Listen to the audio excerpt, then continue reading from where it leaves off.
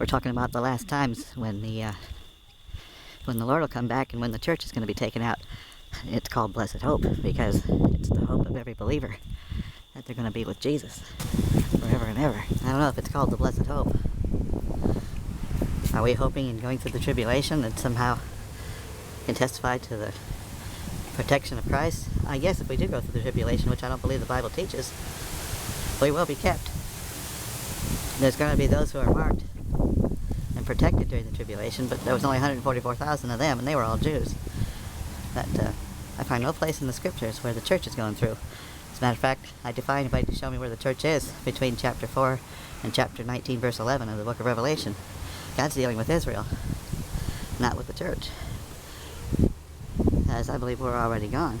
Without faith, it's impossible to please God, but if we don't know what he really said, what are we going to believe?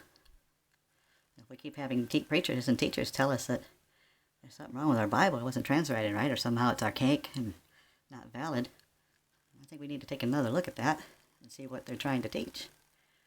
Because I'm pretty sure that they're going to try and give us some other teaching.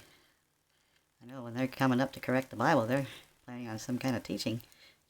Because our hope is in Jesus Christ and his soon coming to redeem us from this body of aches and pains, sin and death. I don't know if you've ever thought about this, but when he does call us up, what's going to be left behind? Some of us don't have our own teeth. That'll be left behind. Some of us, we don't have our own hair. That'll be left behind.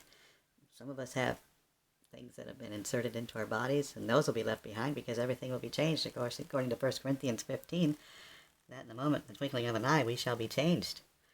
So our rings, left behind, our wallet. Of course, I guess that would be covered under rings. And everything that isn't changed is going to be left behind. We'll be 100% what we're supposed to be, the way God intended for us to be created. So when we get up, we won't have to worry about aches and pains, taxes, debts. We won't even have to buy a new car. We won't even need to look for a job. We'll know what we're supposed to do.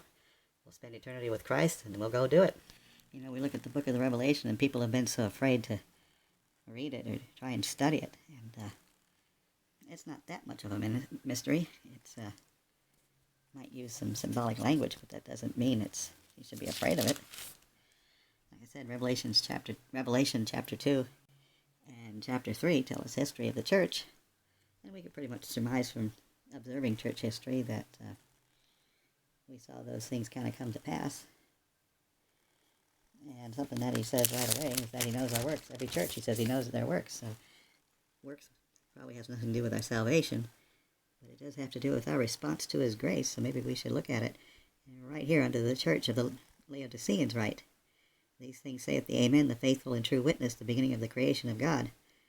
Yeah, it means that God was there at the beginning and Jesus Christ was with him. As we're told in John chapter 1, that nothing was made without Christ. And Ephesians 3:9 tells us that he created all things by Jesus Christ.